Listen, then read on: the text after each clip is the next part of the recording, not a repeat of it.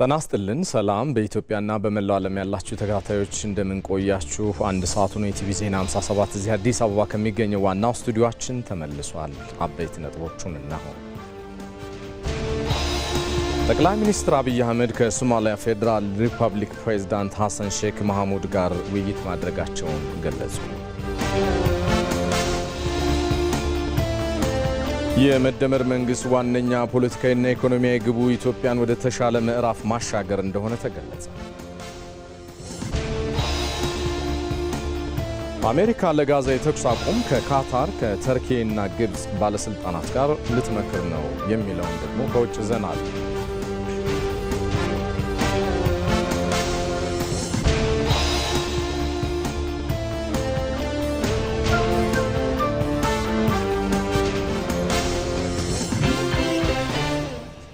ሰለሞን ኃይለ ኢየሱስ ነኝ። አብራችሁን ዝለቁ። የትጥቅ ትግል ከተጀመረ ጊዜ ጀምሮ አማራ ክልል በብርቱ ከሚቃወሙ ሰዎች አንዱ አንተ ነበር። ፋኖ ነኝ የሚል ወይ ሸኔ ነኝ የሚል ወይ የሆነ ቦታ የተቀረቀረው ጭምብሉን ስትገልጠው ነው ጉዳዩን የምታገኘው። የአማራ ሕዝብ ጥያቄ የለውም የሚል ሰው የለም፣ በመንግስት ውስጥም የለም፣ የሰላም ጥሪ እያቀረበ ባለው ኃይል ውስጥም የውጭ ኃይሎች ጣልቃ ገብነት አለበት ይላሉ። ጉዳዮችን ሳናድበሰብስ ማየት ስላለብን የመጀመሪያ ወደ ስምምነት የመጣው ኢትዮጵያን ማሸነፍ ስላልተቻለ ነው። ምዕራብ ትግራይ ብዬ የምጠራውን የትግራይን ክልል ግዛት የሆነውን መሬት ለአማራ ታጣቂዎች አሳልፎ ሰጥቶብኛል ነው አይደል? ልናጠፋው ያልነውን ህወሓት ስላዳ ነው። ይሄ ደግሞ ወልቃይት ጠገዴ ሰቲት ሁመራን አሳልፎ ሊሰጥ ነው ያለህ፣ አብረን እንሰራለን ይላል። ትግሉ ተጠልፎ የኢትዮጵያን ብሔራዊ ጥቅም ቅርቃር ውስጥ የከተተ ሆኖ ስላየነው ነው የሚል ሐሳብ አለ። በአማራ ህዝብ ጠላቶች ተጠልፏል ከመባሉ በፊት ሲገባም ለታሪካዊ ጠላቶች እድል ለመስጠት ነው የተሄደው። አሁንም በነፍጥ ትግል ላይ ላሉት እህት ወንድሞች የሚያስተላልፈው ራሱን የቻለ ደግሞ መልእክት አለ። ቁጭ ብዬ መነጋገርና የህዝቡን ጥያቄ የሚመለስበትን አውድ አብሬ መምከር ሲኖርብኝ ነው ብሎ ማሰብ ለኔ አንደኛው የእውቀትም ጅማሮ ነው፣ አንደኛው የማሸነፍም ጅማሮ ነው።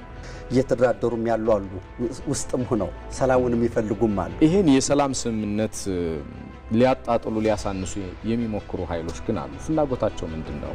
ጦርነት የሚበላው አለ፣ ጦርነት የሚያበላው አለ። ከየትኛው ወገን ነህ ነው? ቀዳሚ ወደ ሆኖ ዘገባ አሻገራለሁ።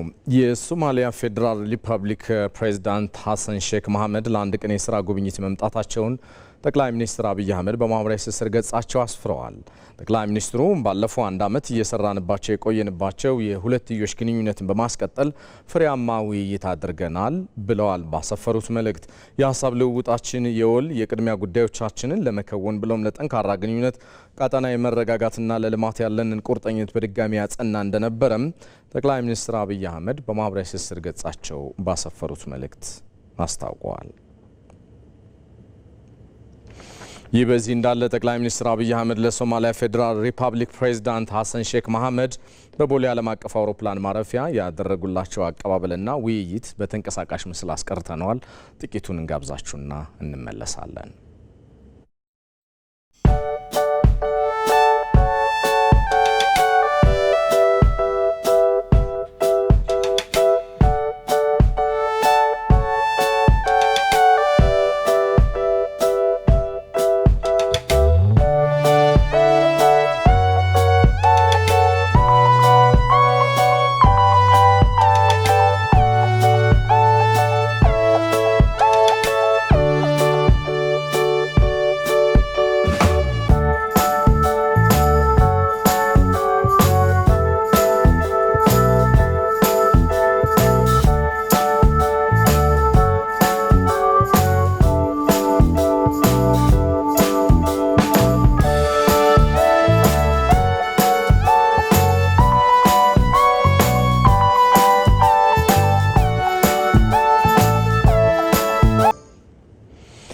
ዜናዎቻችን ይቀጥላሉ።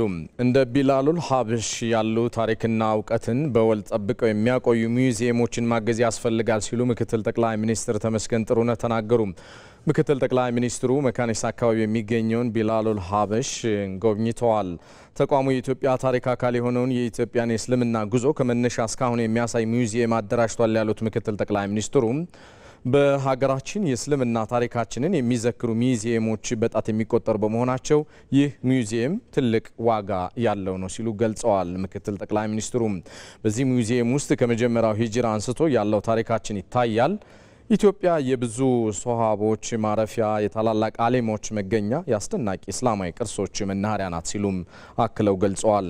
ተቋሙ ወጣቶችን በሙያ አሰልጥኖና ለስራ በማብቃት ችግረኞችን በመርዳት ጥናትና ምርምርን በመደገፍ እያገለገለ መሆኑን በመጠቆም ለወጣቶች ተስማሚ መዋያ በማበጀት የሚያደርገውን አስተዋጽኦ እጅግ ታላቅ ነው ሲሉም አድንቀዋል። ምክትል ጠቅላይ ሚኒስትሩም ቢላሉል ሀበሽ ድሮች አሁን ከያዙት ዓላማ በላይ በመከወን የማህበረሰብን ሕይወት ሊቀይሩ እንደሚችሉ አርአያ ነው ያሉት ምክትል ጠቅላይ ሚኒስትሩ ይህንን ተቋም በማገዝ ታሪካችንን እንጠብቅና ወጣቶቻችንን እናብቃ ሲሉም ጥሪያቸውን አስተላልፈዋል።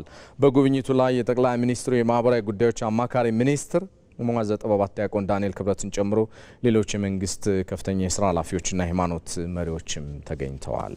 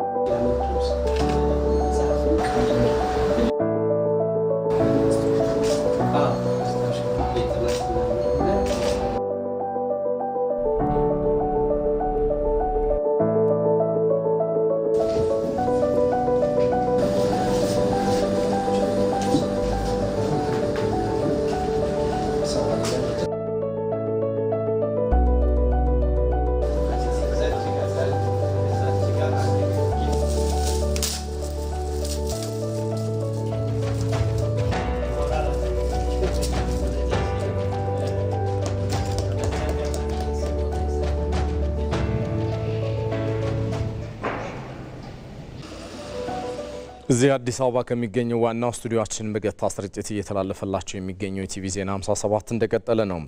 ኢትዮጵያ ከቅርብ ጊዜ ወዲህ ያስመዘገበቻቸው ስኬቶች ብልጽግናዋ ከምኞቱ ወደ ተግባር እየተቀየረ ስለመሆኑ የሚያመላክቱ ናቸው። የመደመር መንግስት ዋነኛ ፖለቲካዊና ኢኮኖሚያዊ ግቡም ኢትዮጵያን ወደ ተሻለ ምዕራፍ ማሻገር እንደሆነም ይገለጻል። ይመራደም በጉዳዩ ዙሪያ ተከታዩን ይዟል። ድህነትን ተጸይፎ ብልጽግናን ከምኞት አሻግሮ የራእዩ መዳረሻ አድርጓል። ወደ ኋላ መለስ ብሎ የኢትዮጵያን የኋልዮሽ በመዳሰስ መዳረሻውን ሲተልም በብዙ መልኩ የምትመስል ሳይሆን የምትመሰል ሀገርን መፍጠር ደግሞ ግብ አስቀምጧል። የመደመር መንግስት ለመምሰል ሞክረናል። ብዙ ጊዜ አልተሳካም። አሁን በእኛ መልክ፣ በእኛ እሳቤ፣ በእኛ ባህል ልክ ተቀርጾ በምሳሌነት የሚወሰድ ሀገር መገንባት እንፈልጋለን። ይህ ደግሞ ይቻላል ብሎ የመደመር መንግስት በጽኑ ያምናል። ስለ ኢትዮጵያ ሁለንተናዊ ብልጽግና ሲባል አቋምና አቅምን ደምሮ መስራት ይገባል የሚለው የመደመር መንግስት ይህ ሲሆንም ኢትዮጵያ ለውስን ቡድኖችና ግለሰቦች ሳይሆን ለኢትዮጵያውያን ትሆናለች። እንደውም በዚህ ወቅት አንዳንድ ጉዳዮች በነበሩባቸው ሁኔታ ተከትለው የሚጓዙ ከሆነ ዓለም ከደረሰበት መድረስ መንገዱ ዳገት መዳረሻው ሩቅ ስለሚሆን አዳጋች አድርገዋል። ምክንያቱ ደግሞ የቀደሙ ልጆቿ ኢትዮጵያን ከተበተባት ችግር እንድትወጣ ተግባብተው በመስራት ወደ እድገት ሳያሸጋግሯት ቀርተው ከዓለም ጋር አስተላልፈዋታል። ለዚህም ሲባል ነው የመፍጠንና መፍጠር እሳቤ እየተተገበረ ከዚህ በፊት ያልተሞከረ አዲስ መንገድን ኢትዮጵያ እየተጓዘች የምትገኘው። እስካሁን የተጓዘችበት መንገድም የኢትዮጵያን ብልጽግና ምኞት ብቻ ሳይሆን እንደሚቻል እያሳዩ ይገኛሉ። የመደመር መንግስት ከምኞት ይሻገራል፣ ፍላጎት ነው። በግልጽ ራዕይ የነጠረ መቼ ምን ብናሳካ የት ልንደርስ እንደምንችል የሚያመላክት የኢትዮጵያን ሁለንተናዊ ብልጽግና የሚፈልግ ብቻ ሳይሆን እንደሚቻል የሚያምን ነው። በእርግጥም ኢትዮጵያውያን የጋራ እድገታቸውን በመመኘት አቅምና አቋምን ደምረው ከሰሩ ማሳካት እንደሚቻል ብዙ ማሳያዎች አሏቸው። የማይቻል የሚመስለውንና የዘመናት የትውልድ የመልማት ጥያቄ የሆነው የታላቁ ህዳሴ ግድብ በበርካታ ፈተናዎች ውስጥ ያጠናቀቁበት መንገድ የጽናታቸው ህያው ታሪክ ሆኖ ሲዘከር ይኖራል። እንደ ህዳሴ ሁሉ ስለ አንድ ዓላማ ብለው በአንድነት የቆሙበት አረንጓዴ አሻራ ዘመቻም ከምኞት ተሻግሮ የይቻላል መታያቸው ሌላኛው ሐውልታቸው ነው። አረንጓዴ አሻራ በጥቁር ህዝቦች ታሪክ እስከ ዛሬ ድረስ ማንም ያልሞከረው ነው። 48 ቢሊዮን ችግኝ።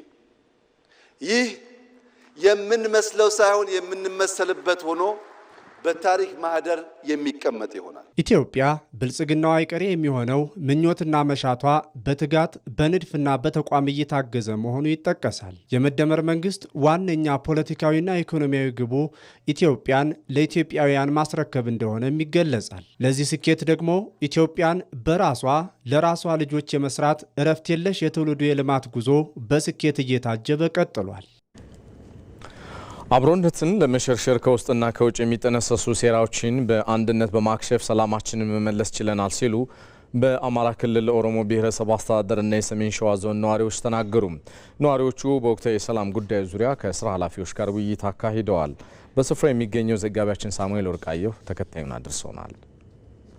በአማራ ክልል በሰሜን ሸዋ ዞንና ኦሮሞ ብሔረሰብ አስተዳደር አጎራባች አካባቢዎች የሚገኙ ነዋሪዎች የክልሉና የዞኑ ከፍተኛ አመራሮች በተገኙበት በወቅታዊ የሰላም እንዲሁም አብሮነትን በሚያጠናክሩ ጉዳዮች ዙሪያ መክረዋል። በአካባቢው ከ2 ዓመት በፊት በውስጥና በውጭ ተላላኪዎች አማካኝነት ግጭቶች በመፈጠራቸው ሰብአዊ፣ ኢኮኖሚያዊና ማህበራዊ ጉዳቶች ደርሰው እንደነበር በውይይቱ ተነስቷል። አሁን ግን እነዚህ አጎራባች አካባቢዎች የሚገኙ ነዋሪዎች የአጥፊዎችን እኩይ ዓላማ በመረዳትና በአብሮነት በመቆም ሰላማችንን መመለስ ችለናል ብለዋል። ሰላሙ ጥሩ ነው። አሁን በጣም ጥሩ ነው።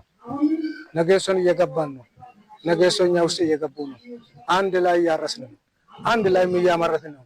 የነሱን ንብረት እኛ እየጠበቁ አብሽሩ ብለን እነሱም ደግሞ እኛን እያመሰገኑ አብረን እየኖርን ነው። ኦሮሞና አማራ እንደልባችን ተደበላልቀን ተገበያይተን ነው የምንለያየው። የሰላሙ ሁኔታ በጣም ጥሩ ላይ ነው። አሁን በጣም ሰላም ነው፣ ጥሩ ላይ ነን። አዝመራም ዘንድሮ አዝመራም በሰላም አለምንም እንትን ከብት መረበሻ የለም፣ ጦርነት የለም፣ አለምንም እንትን በቃ በሰላም ወደ ቤት ገብቷል ህዝቡ ማለት ነው። በአካባቢው ሰውነትን በማስቀደም አብሮነት ላይ በመስራታችን ተጠንሰው የነበሩ ሴራዎችን ማክሸፍ ተችሏል ያሉት ደግሞ የሰሜን ሸዋ ዞን አስተዳዳሪ አቶ መካሻ አለማየሁ ናቸው።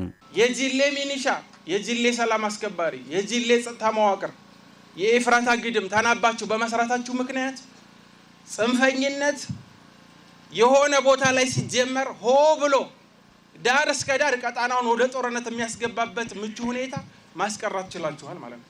ይሄ እንደ ህዝብ ያስመሰግናችኋል፣ እንኮራባችኋለን። ኢትዮጵያ ትኮራባችኋለች። በባለፉት 2 ዓመታት የሰራነውን ስራ አሁንም ተደማሪ ስራ በቀጣይ መስራት ያስፈልጋል። የኦሮሞ ብሔረሰብ አስተዳደር አስተዳዳሪ አቶ አህመድ አሊ በበኩላቸው በሁለቱ ዞኖች አጎራባች አካባቢዎች ሊከፋፍሉን የሚተጉ ኃይሎችን በአንድነት ቆመን በመታገል የታየውን ሰላም አስተማማኝ አድርገን መቀጠል ይኖርብናል ብለዋል። የምታውቁት ሸኔም ፋኖም ለሆዳቸው የሚያድሩ የትኛውም አካባቢ የማይወክሉ የኢትዮጵያ ጥላት የህዝቦቻችን ጥላት ሌቦች ናቸው። ህዝባችን በጋራ መታገል በጀመረበት ሰላሙ መመለስ ችሏል። መላ ህዝባችን በዚህ ዓመት ሙሉ በሙሉ ከመሃላችን ጠራርገን አውጥተን አንጻራዊ ሰላም የሚባለው ማቆም አለብን። ወደ አስተማማኝ ሰላም ይሄ ቀጠና መምጣት መቻል አለበት። የአካባቢው ማህበረሰብ ከመንግስት ጋር ተቀናጅቶ በመስራቱ ሰላም ማስፈን በመቻሉ የተለያዩ የልማት ፍላጎቶች እየተንጸባረቁ ነው ያሉት በምክትል ርዕሰ መስተዳድር ማዕረግ የገጠር ልማት ዘርፍ አስተባባሪ ዶክተር ድረስ ሳህሉ በአካባቢው የሚገኙ ጸጋዎችን በመጠቀም የተለያዩ የመስኖ ፕሮጀክቶችን ወደ ስራ ለማስገባት እየተሰራ ነው ሲሉ ገልጸዋል። መልማት አለብኝ ብሎ መቆጨት፣ መናደድ፣ ልማት ይምጣልኝ ብሎ እኔ ጤነኛ የሆነ ሀሳብ ነው። በዚህ ልክ ደግሞ ጽንፈኝነትን መጸየፍና ማውገዝ በተግባር የሚገለጽ በድርጊት የሚገለጽ ስራ ስትሰሩ ደግሞ ጀግኖች ትሆናላችሁና ከቃሉ ጀምሮ እስከ ኤፍራታ ግድም ድረስ የሚደርሰው ሸለቆ የተጠናው የውሃ ጉድጓድ እንዴት ሆኖ ወደ ልማት መግባት እንዳለበት የጥናት ስራ ተሰርቷል። የሰርቬ ስራ ተሰርቷል።